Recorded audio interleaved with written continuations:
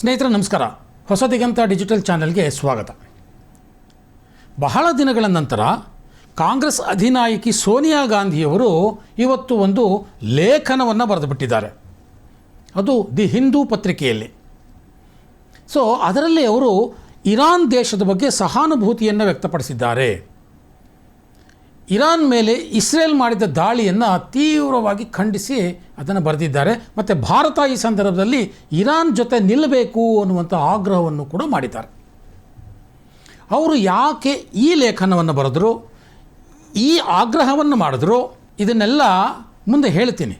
ಆದರೆ ಈಗ ಯುದ್ಧ ಹೇಗಾಗ್ತಿದೆ, ನಿಜಕ್ಕೂ ಇಸ್ರೇಲ್ ಮತ್ತು ಇರಾನ್ ನಡುವಣ ಯುದ್ಧ ಭಾಳ ಭೀಕರ ಸ್ವರೂಪವನ್ನು ಪಡ್ಕೊಳ್ತಾ ಇದೆ ಸ್ನೇಹಿತರೆ. ನಾನೇನು ಕಡಿಮೆ ಇಲ್ಲ ಅನ್ನೋ ರೀತಿಯಲ್ಲಿ ಎರಡೂ ದೇಶಗಳು ಪರಸ್ಪರ ದಾಳಿ ಮಾಡ್ತಾನೇ ಇದ್ದಾವೆ.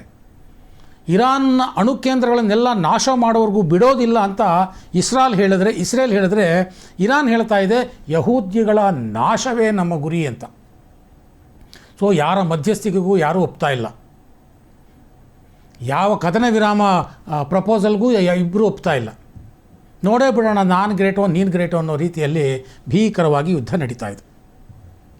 ಇದರಲ್ಲಿ ಸರಿ ತಪ್ಪು ಅನ್ನೋದನ್ನು ವಿಶ್ಲೇಷಣೆ ಒಂದು ಕಡೆಗೆ ಇಟ್ಟೋಣ. ಈ ಮಧ್ಯದಲ್ಲಿ ಕಾಂಗ್ರೆಸ್ ಅಧಿನಾಯಕಿ ಸೋನಿಯಾ ಗಾಂಧಿಯವರು ದಿ ಹಿಂದೂ ಪತ್ರಿಕೆಗೆ ಒಂದು ಲೇಖನವನ್ನು ಬರೆದಿದ್ದಾರೆ. ಸೋನಿಯಾ ಗಾಂಧಿಯವರಿಗೆ ಈಗ ಇರಾನ್ ಬಗ್ಗೆ ಒಂದು ಸಹಾನುಭೂತಿ ಉಕ್ತಾ ಇದೆ. ಅಯ್ಯೋ ಪಾಪ ಇರಾನ್, ಹೀಗಾಗೋಯ್ತಲ್ಲ ಇರಾನ್ಗೆ ಅನ್ನುವಂಥ ಒಂದು ಅಭಿಪ್ರಾಯವನ್ನು ಅವರು ಆ ಒಂದು ತಮ್ಮ ಲೇಖನದಲ್ಲಿ ವ್ಯಕ್ತಪಡಿಸಿದ್ದಾರೆ. ಸೊ ಆ ಆರ್ಟಿಕಲ್ನಲ್ಲಿ ಏನಿದೆ, ಹಾಗಾದರೆ ದಿ ಹಿಂದೂ ಪತ್ರಿಕೆಯಲ್ಲಿ ಸೋನಿಯಾ ಗಾಂಧಿಯವರು ಬರೆದ ಆರ್ಟಿಕಲ್ನಲ್ಲಿ ಏನಿದೆ? ಆ ಆರ್ಟಿಕಲ್ನಲ್ಲಿ ಅವರು ಹೇಳ್ತಾರೆ, ಅಯ್ಯೋ ಪಾಪ ಇರಾನ್ ಪಾಶ್ಚಿಮಾತ್ಯ ದೇಶಗಳ ಪಾಳೆಗಾರಿಕೆಗೆ ಬಲಿಯಾಗ್ಬಿಟ್ಟಿದೆ. ಅಂದರೆ ಇರಾನ್ ಸ್ವತಃ ವಿಕ್ಟಿಮ್ ಅನ್ನುವಂಥ ಮಾತನ್ನು ಅವರು ಹೇಳ್ತಾರೆ. ಸೊ ಇಸ್ರೇಲ್ ಇರಾನ್ ವಿರುದ್ಧ ದಬ್ಬಾಳಿಕೆ ನಡೆಸ್ತಾ ಇದೆ, ಭೀಕರವಾಗಿ ಅಮಾನವೀಯವಾಗಿ ದಾಳಿ ನಡೆಸ್ತಾ ಇದೆ. ಇಸ್ರೇಲ್ನ ಈ ದಾಳಿಯನ್ನು ನಾವೆಲ್ಲರೂ ಖಂಡಿಸಬೇಕು, ಭಾರತ ಈ ದಾಳಿಯನ್ನು ಖಂಡಿಸಬೇಕು ಅಂತ ಅವರು ತಮ್ಮ ಆ ಲೇಖನದಲ್ಲಿ ಹೇಳ್ತಾರೆ. ಇರಾನ್ ಯಾವತ್ತೂ ಕೂಡ ಭಾರತದ ಜೊತೆ ಸ್ನೇಹಪರವಾಗಿ ವರ್ತಿಸ್ತಾ ಇದೆ, ಹಾಗಾಗಿ ನಾವು ಇರಾನನ್ನು ಬೆಂಬಲಿಸಬೇಕು ಅನ್ನುವಂಥ ಮಾತನ್ನು ಅವರು ಹೇಳ್ತಾರೆ. ಇರಾನ್ ಹೇಗೆ ಭಾರತದ ಪರವಾಗಿ ನಿಲ್ತು ಅಂತ ಅವರು 1994ರ ಒಂದು ಇನ್ಸಿಡೆಂಟನ್ನು ತಮ್ಮ ಲೇಖನದಲ್ಲಿ ಪ್ರಸ್ತಾಪ ಮಾಡ್ತಾರೆ. 1994ರಲ್ಲಿ ವಿಶ್ವಸಂಸ್ಥೆಯ ಸೆಕ್ಯೂರಿಟಿ ಕೌನ್ಸಿಲ್ನಲ್ಲಿ ಭಾರತ ವಿರೋಧಿ ನಿರ್ಣಯ ತೆಗೆದುಕೊಳ್ಳುವ ಸಂದರ್ಭದಲ್ಲಿ ಇರಾನ್ ಅದನ್ನು ತಡೆದಿತ್ತು ಅನ್ನುವಂಥ ಮಾತನ್ನು ಇದೇ ಸೋನಿಯಾ ಗಾಂಧಿ ಆ ಲೇಖನದಲ್ಲಿ ಹೇಳ್ತಾರೆ. ಒಪ್ಕೊಳ್ಬೇಕು, ಆ ಒಂದು ಪಾಯಿಂಟ್ ಕರೆಕ್ಟು. ಆದರೆ ಅದಷ್ಟೇ ಸತ್ಯನಾ? ಇರಾನ್ ಯಾವತ್ತೂ ಭಾರತದ ಪರವಾಗಿಯೇ ಇದೆಯಾ? ಇಷ್ಟು ಹೇಳಿದ ಸೋನಿಯಾ ಗಾಂಧಿ ಇನ್ನೆಷ್ಟು ವಿಚಾರಗಳನ್ನು ಮುಚ್ಚಿಟ್ಟಿದ್ದಾರೆ. ನಾನು ಈಗ ನಿಮಗೆ ಒಂದೊಂದಾಗಿ ಹೇಳ್ತಾ ಹೋಗ್ತೇನೆ. ಇರಾನಿನ ಖಮೇನಿ, ಇವತ್ತಿನ ಇರಾನಿನ ಸುಪ್ರೀಂ ಲೀಡರ್, ಭಾರತದ ವಿಚಾರದಲ್ಲಿ ಯಾವ ಸಂದರ್ಭದಲ್ಲಿ ಅವರು ಯಾವ ರೀತಿಯಲ್ಲಿ ನಡ್ಕೊಂಡಿದ್ದರು. ಇತ್ತೀಚಿನ ಆಪರೇಷನ್ ಸಿಂಧೂರ ಸಂದರ್ಭದಲ್ಲೂ ಸಹ ಅವರು ಭಾರತಕ್ಕೇನೂ ಬೆಂಬಲವನ್ನು ಸೂಚಿಸಿರಲಿಲ್ಲ. ವಾಸ್ತವವಾಗಿ ಅವರು ಪಾಕಿಸ್ತಾನಕ್ಕೆ ಬೆಂಬಲ ಸೂಚಿಸಿದ್ರು ಅನ್ನುವಂಥ ವರದಿಗಳು ಅಲ್ಲಲ್ಲಿ ಬಂದಿತ್ತು. ಆದರೆ ಅದಕ್ಕೆ ಅಧಿಕೃತವಾಗಿಯೂ ಇರಾನ್ ಆ ಹೇಳಿಕೆಯನ್ನು ಕೊಟ್ಟಿರಲಿಲ್ಲ. ಇರಲಿ, ಈ ಹಿಂದೆ ಖಮೇನಿ ಮಾಡಿದಂಥ ಒಂದು 2-3 ಟ್ವೀಟ್ಗಳನ್ನು ನಾನು ನಿಮ್ಮ ಮುಂದೆ ಇಡೋದಕ್ಕೆ ಬಯಸ್ತೇನೆ ಸ್ನೇಹಿತರೆ. ಮೊದಲನೇ ಟ್ವೀಟ್, ಅದರಲ್ಲಿ ಖಮೇನಿ ಹೇಳ್ತಾರೆ, ಕಾಶ್ಮೀರದಲ್ಲಿ ಮುಸ್ಲಿಮರ ಮಾರಣ ಹೋಮ ಆಗ್ತಾ ಇದೆಯಂತೆ, ಹಿಂದೂ ಭಯೋತ್ಪಾದಕರ ವಿರುದ್ಧ, ಹಿಂದೂ ಪುರೋಹಿತಶಾಹಿ ವಿರುದ್ಧ ಭಾರತದ ಸರ್ಕಾರ ಕಠಿಣವಾದ ಕ್ರಮಗಳನ್ನು ತಗೊಳ್ಕೊಳ್ಬೇಕು, ಇಲ್ಲ ಅಂದರೆ ಇಸ್ಲಾಮಿಕ್ ದೇಶಗಳ ಬಹಿಷ್ಕಾರವನ್ನು ಭಾರತ ಎದುರಿಸಬೇಕಾಗುತ್ತೆ ಅಂತ ಇದೇ ಖಮೇನಿ ಟ್ವೀಟ್ ಮಾಡ್ತಾರೆ. ಇವರು ಭಾರತದ ಪರವಾಗಿ ಯಾವಾಗ ನಿಂತಿದ್ರು ಸ್ವಾಮಿ ಸೋನಿಯಾ ಗಾಂಧಿಯವರು ಹೇಳೋ ಹಾಗೆ. ಎರಡನೇ ಟ್ವೀಟನ್ನು ನಾನು ಹೇಳ್ತೀನಿ. ಇನ್ನೊಂದು ಸಂದರ್ಭದಲ್ಲಿ ಖಮೇನಿಯವರು ಏನು ಹೇಳಿದರು ಅಂತ, ಇಸ್ಲಾಮಿನ ಶತ್ರುಗಳು ನಮ್ಮನ್ನು ಒಡೆಯೋ ಹುನ್ನಾರ ಮಾಡ್ತಾ ಇದ್ದಾರೆ, ನಮ್ಮಲ್ಲಿರುವ ಎಲ್ಲ ಭೇದಗಳನ್ನು ಮರೆತು ನಾವೆಲ್ಲ ಒಂದಾಗಬೇಕು. ಸೊ ಮ್ಯಾನ್ಮಾರು, ಗಾಜಾ, ಕಾಶ್ಮೀರ ಇಲ್ಲಿರುವಂಥ ಮುಸ್ಲಿಮರ ಮೇಲೆ ಏನು ದೌರ್ಜನ್ಯ ಆಗ್ತಿದೆ ಅದನ್ನು ತಡೆಯೋದಕ್ಕೆ ನಾವೆಲ್ಲರೂ ಒಂದಾಗದೇ ಇದ್ದರೆ ನಾವ್ಯಾರೂ ಮುಸ್ಲಿಂ ಉಮ್ಮಾ ಅಂತ ಹೇಳಿಸ್ಕೊಳ್ಳೋಕ್ಕೆ ಲಾಯಕ್ಕಿಲ್ಲ ಅನ್ನುವಂಥ ಮಾತನ್ನು ಅವರು ಖಮೇನಿ ಹೇಳ್ತಾರೆ. ಅಂದರೆ ಇವರು ಭಾರತದ ಪರವಾಗಿದ್ದಾರೋ ಅಥವಾ ಇಸ್ಲಾಂ ಪರವಾಗಿ ಅಷ್ಟೇ ಮಾತಾಡ್ತಿದ್ದಾರೋ ಅನ್ನೋದು ಈ ಟ್ವೀಟ್ಗಳಲ್ಲಿ ಗೊತ್ತಾಗುತ್ತೆ. ಮತ್ತೊಂದು ಅಂಶವನ್ನು ನಾನು ಹೇಳ್ತೀನಿ, ಮೂರನೇದು. 2017ರಲ್ಲಿ ಇದೇ ಖಮೇನಿ ವಿಶ್ವಸಂಸ್ಥೆಯ ಭದ್ರತಾ ಮಂಡಳಿಯಲ್ಲಿ ಒಂದು ಭಾಷಣವನ್ನು ಮಾಡಿದರು. ಅದರಲ್ಲಿ ಯಮನ್ ಇರ್ಬೋದು, ಕಾಶ್ಮೀರ ಇರ್ಬೋದು, ಅಲ್ಲಿನ ಕಾಶ್ಮೀರಿಗಳಿಗೆ ಸ್ವಾತಂತ್ರ್ಯ ಬೇಕು ಅನ್ನುವಂಥ ಮಾತನ್ನಾಡಿದರು. ಜನಮತಗಣನೆ ನಡೀಬೇಕು ಕಾಶ್ಮೀರದಲ್ಲಿ ಅನ್ನುವಂಥ ಮಾತನ್ನು ಹೇಳಿದರು. ಕಾಶ್ಮೀರದಲ್ಲಿ ಜನಮತಗಣನೆ ನಡೀಬೇಕು ಅಂತ ಹೇಳ್ತಿರೋದು ಪಾಕಿಸ್ತಾನ. ಇವರು ಪಾಕಿಸ್ತಾನದ ಅಭಿಪ್ರಾಯವನ್ನೇ ವಿಶ್ವಸಂಸ್ಥೆಯಲ್ಲಿ ಪ್ರತಿಧ್ವನಿಸಿದರು ಇದೇ ಖಮೇನಿ. ಆರ್ಟಿಕಲ್ 370 ತೆಗೆದಾಗ ಅಯ್ಯೋ ಕಾಶ್ಮೀರದ ಮುಸ್ಲಿಮರಿಗೆ ಅನ್ಯಾಯ ಆಯಿತು, ಭಾರತ ಸರ್ಕಾರ ಕಾಶ್ಮೀರದ ಮುಸ್ಲಿಮರಿಗೆ ಅನ್ಯಾಯ ಮಾಡ್ತಾ ಇದೆ, ದಬ್ಬಾಳಿಕೆ ಮಾಡ್ತಾ ಇದೆ ಅಂತ ಇದೇ ಖಮೇನಿ ಆರೋಪಿಸಿದರು. ಆದರೆ ಆರ್ಟಿಕಲ್ 370 ತೆಗೆದ ಮೇಲೆ ಕಾಶ್ಮೀರದಲ್ಲಿ ಯಾವ ರೀತಿ ಅಭಿವೃದ್ಧಿ ಆಗಿದೆ ಅನ್ನೋದನ್ನು ನೀವೆಲ್ಲರೂ ನೋಡ್ತಾ ಇದ್ದೀರಿ. ಸೊ ಈ ರೀತಿಯ ಅಭಿಪ್ರಾಯವನ್ನು ಹೊಂದಿರುವಂತಹ ಇರಾನ್ನ ಸುಪ್ರೀಂ ಲೀಡರ್ ಅಯತೊಲ್ಲಾ ಖಮೇನಿ ಭಾರತದ ಪರವಾಗಿ ಯಾವಾಗ ಮಾತಾಡಿದರು? ಅದು ಯಾವಾಗಲೂ 1994ರಲ್ಲಿ ಒಂದು ಮಾತಾಡಿದರು. ಅದಾದ ಮೇಲೆ ಅವ್ರು ಯಾವ ರೀತಿ ಉಲ್ಟಾ ಹೊಡೆದ್ರು, ಇತ್ತೀಚಿನವರೆಗೆ ಯಾವ ರೀತಿ ಉಲ್ಟಾ ಹೊಡೆದ್ರು ಅನ್ನೋದನ್ನು ನಾನು ನಿಮಗೆ ಒಂದೊಂದಾಗಿ ಹೇಳಿದೆ. ಇಷ್ಟೆಲ್ಲ ಇದ್ದರೂ ಕೂಡ ಸೋನಿಯಾ ಗಾಂಧಿ ಯಾಕೆ ಇರಾನನ್ನು ಭಾರತ ಬೆಂಬಲಿಸಬೇಕು ಅಂತ ಹೇಳ್ತಾ ಇದ್ದಾರೆ? ಅವರು ನ್ಯೂಸ್ ಪೇಪರ್ ಕ್ಲಿಪ್ಪಿಂಗ್ನಲ್ಲಿ ಇನ್ನೊಂದು ಮಾತನ್ನು ಹೇಳ್ತಾರೆ. ಏನಂತಂದರೆ, ಈಗಲೂ ಕಾಲ ಮಿಂಚಿಲ್ಲ, ಭಾರತ ಈಗಲೂ ಕೂಡ ಇರಾನಿನ ಸಹಾಯಕ್ಕೆ ಧಾವಿಸಬೇಕು, ನಮ್ಮ ರಾಯಭಾರ ಚಾನೆಲ್ಗಳನ್ನು ಓಪನ್ ಮಾಡಿಕೊಂಡು ಏನಾದರೂ ಮಾಡಿ ಯುದ್ಧ ನಿಲ್ಲಿಸಬೇಕು. ಇದು ನಮ್ಮ ವಿದೇಶಾಂಗ ನೀತಿಯ ಸೋಲು ಅಂತ ಆಗೋಗ್ಬಿಟ್ಟಿದೆ. ಇವಾಗ ಎರಡೂ ದೇಶಗಳ ನಡುವೆ ನಾವು ಸಮನ್ವಯತೆಯನ್ನು ಸಾಧಿಸುವಂಥದ್ದೇ ನಮ್ಮ ವಿದೇಶಾಂಗ ನೀತಿ. ಆದರೆ ಇವತ್ತಿನ ಮೋದಿ ಸರ್ಕಾರ ವಿದೇಶಾಂಗ ನೀತಿಯನ್ನು ಡೈವರ್ಟ್ ಮಾಡಿದೆ ಅಷ್ಟೇ ಅಲ್ಲ, ವಿದೇಶಾಂಗ ನೀತಿಯ ಮೌಲ್ಯಗಳು ಸಹ ಕುಸಿದು ಹೋಗ್ಬಿಟ್ಟಿದೆ. ಹಾಗಾಗಿ ಈಗಲೂ ಕೂಡ ಇರಾನಿನ ಸಹಾಯಕ್ಕೆ ಭಾರತ ಸರ್ಕಾರ ಬರಬೇಕು, ಇನ್ನೂ ಕಾಲ ಮಿಂಚಿಲ್ಲ ಅನ್ನುವಂಥ ಮಾತನ್ನು ಸೋನಿಯಾ ಗಾಂಧಿ ಹೇಳ್ತಾರೆ. ಈಗ ಇರಾನ್ ಪರವಾಗಿ ಸೋನಿಯಾ ಗಾಂಧಿ ಮಾತಾಡಿದ್ದು ಯಾಕೆ? ಹಾಗಾದರೆ ರಷ್ಯಾ ಉಕ್ರೇನ್ ಮಧ್ಯೆ ಯುದ್ಧ ನಡೀತಾ ಇದೆ ಕಳೆದ 3 ವರ್ಷದಿಂದ. ಸೋನಿಯಾ ಗಾಂಧಿ ಆ ಬಗ್ಗೆ ಮಾತಾಡಲೇ ಇಲ್ಲ. ಇರಾನ್ನವರು ಅಷ್ಟೇ ಜನನ, ಇರಾನ್ನಿಂದ ಜನರಿಗಷ್ಟೇ ಜೀವ ಇರೋದ, ಅವರ ಜೀವಗಳಿಗಷ್ಟೇ ಪ್ರಾಣ ಇರೋದ? ರಷ್ಯಾ ಮತ್ತು ಉಕ್ರೇನ್ನಲ್ಲೂ ಪ್ರಾಣಗಳು ಹೋಗ್ತಾ ಇದೆಯಲ್ಲ ಸಾಮಾನ್ಯ ಜನರದ್ದು. ಆಗ ಯಾಕೆ ಸೋನಿಯಾ ಗಾಂಧಿ ಮಾತಾಡಲಿಲ್ಲ? ಎರಡನೇದು, ಹಮಾಸ್ ಇಸ್ರೇಲ್ ಮೇಲೆ ದಾಳಿ ಮಾಡ್ತಲ್ಲ, ಅಕ್ಟೋಬರ್ 7, 2022 ಸಾವಿರಾರು ಯಹೂದಿಯರ ಮಾರಣ ಹೋಮ ಆಯ್ತಲ್ಲ, ಅದ್ರ ಬಗ್ಗೆ ಯಾಕೆ ತುಟುಕ್ ಪಿಟಿಕ್ ಅನ್ನಲಿಲ್ಲ ಸೋನಿಯಾ ಗಾಂಧಿಯವರು? ಅದನ್ನು ಮಾಡಿದ್ದು ಯಾರು ಅನ್ನೋ ಕಾರಣಕ್ಕೆ ಅದಕ್ಕೆ ತುಟುಕ್ ಪಿಟಿಕ್ ಅನ್ನಲಿಲ್ವಾ?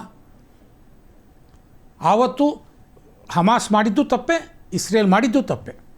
ಆದರೆ ಇವರಿಗೆ ಇಸ್ರೇಲ್ ಮಾಡಿದ ತಪ್ಪು ಮಾತ್ರ ಕಾಣುತ್ತೆ, ಹಮಾಸ್ ಮಾಡಿದ ತಪ್ಪು ಅಂತ ಕಾಣೋದಿಲ್ಲ. ಯಾಕೆ? ಹಮಾಸ್ ಸಂಘಟನೆ ಅನ್ನುವಂಥದ್ದು ಮುಸ್ಲಿಂ ಮೂಲಭೂತವಾದಿಗಳ ಸಂಘಟನೆ. ಉಕ್ರೇನ್ ರಷ್ಯಾದಲ್ಲಿ ಯುದ್ಧದಲ್ಲಿ ಯಾರು ಸತ್ಕೊಂಡು ಹೋಗಲಿ, ನಮಗೇನ್ರಿ, ಅಲ್ಲಿರೋರು ಮುಸ್ಲಿಮರು ಅಲ್ವಲ್ಲ. ಅಷ್ಟೇ ಯಾಕೆ, ಈಗ ಬಾಂಗ್ಲಾದೇಶಕ್ಕೆ ಬನ್ನಿ, ಇತ್ತೀಚಿನ ಉದಾಹರಣೆ. ಹಿಂದೂಗಳ ಮಾರಣ ಹೋಮ ಆಗ್ತಾ ಇದೆ, ವಿಡಿಯೋ ಮೇಲೆ ವಿಡಿಯೋಗಳು ಬರ್ತಾನೆ ಪ್ರತಿನಿತ್ಯ. ಹುಡುಕಿ ಹಿಂದೂಗಳನ್ನು ಕೊಲ್ತಾ ಇದ್ದಾರೆ ಬಾಂಗ್ಲಾದೇಶದಲ್ಲಿ. ಒಂದಾದರೂ ಮಾತಾಡಿದ್ರ ಸೋನಿಯಾ ಗಾಂಧಿ? ಯಾಕೆ? ಅಲ್ಲಿ ಮಾರಣ ಹೋಮ ಆಗ್ತಿರೋದು ಹಿಂದೂಗಳದ್ದು. ಮುಸ್ಲಿಮರ ಮೇಲೆ ಮಾತ್ರ ನಿಮ್ಮ ಪ್ರೇಮನ? ಅದು ಈಗ ಮಾತಾಡಿದ್ಯಾಕೆ?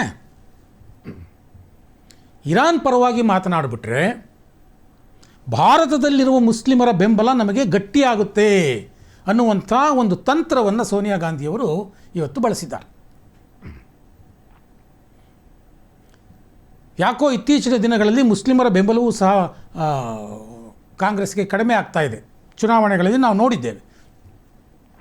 ಹಾಗಾಗಿ ಏನಾದರೂ ಮಾಡಿ ಭಾರತದ ಮುಸ್ಲಿಮರ ಬೆಂಬಲವನ್ನು ಗಟ್ಟಿಗೊಳಿಸ್ಕೋಬೇಕು. ಇರಾನ್ ಪರವಾಗಿ ಮಾತಾಡಿಬಿಟ್ರೆ ಭಾರತದ ಮುಸ್ಲಿಮರು ನಮ್ಮ ಜೊತೆಗೆ ಬಂದುಬಿಡ್ತಾರೆ. ಮತ್ತೆ